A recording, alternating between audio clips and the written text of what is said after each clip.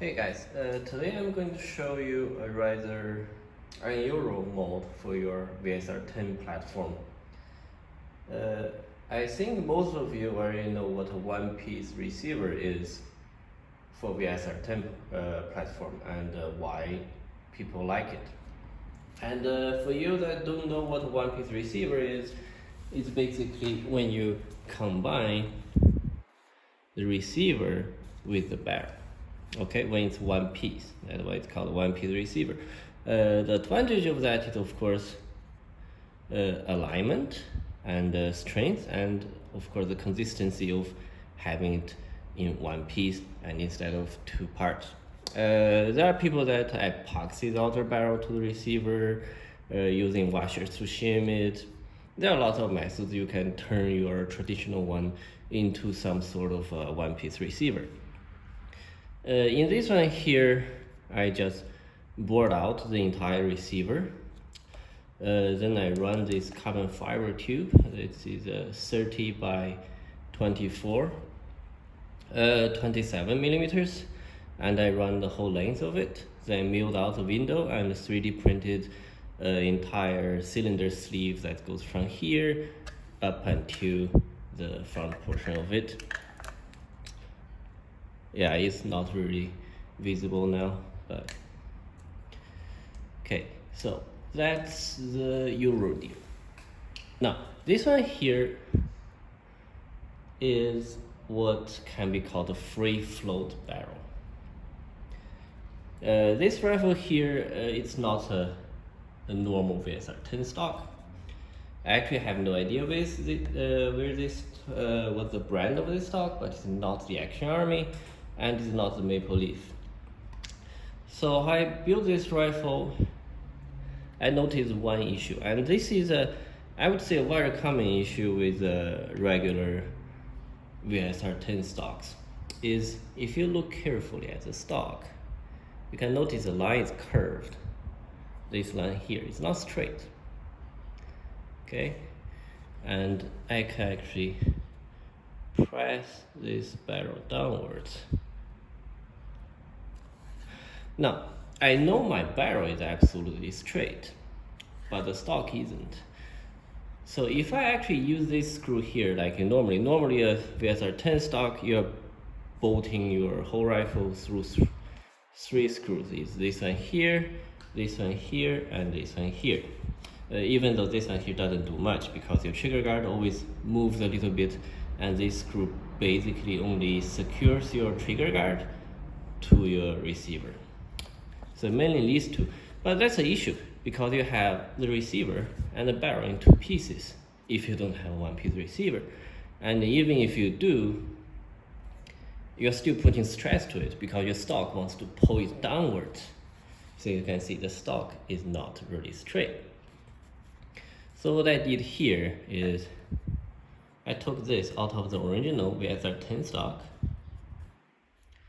and I mounted directly to the whole pop block. So this piece, as you can see, is actually recessed a little bit. Now this piece is independent of the stock. So my receiver right now is actually secured by this screw here and this screw here, only receiver. Now, my barrel is no longer flexing or under any tension because of this stock. Now some people likes it, some people doesn't. People that don't like it think that if you rest this thing on wood or whatever, or your barrel is not supported, or this thing moves and touches the barrel. And in my opinion, that's not really valid because I can right now secure this.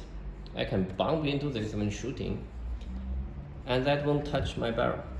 Okay, I have the rail and receiver, everything in one piece, and my point of aim won't shift, independent of what happens up here. Of course, it's different from real steel. I'm very well aware of it, but I'm also trying to achieve a different thing here.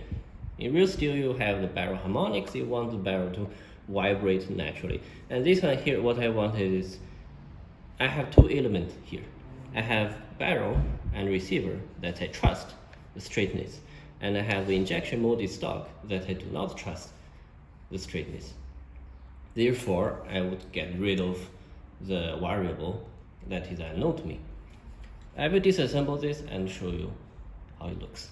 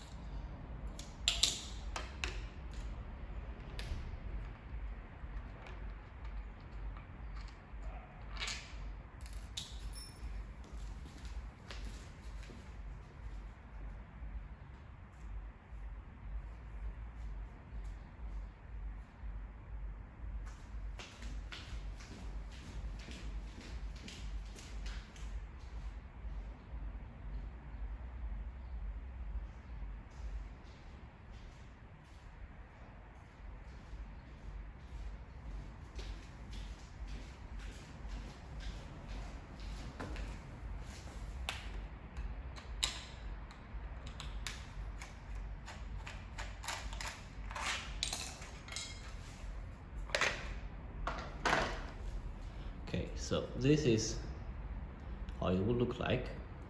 And this actually brings another advantage. Okay? This is improved feeding.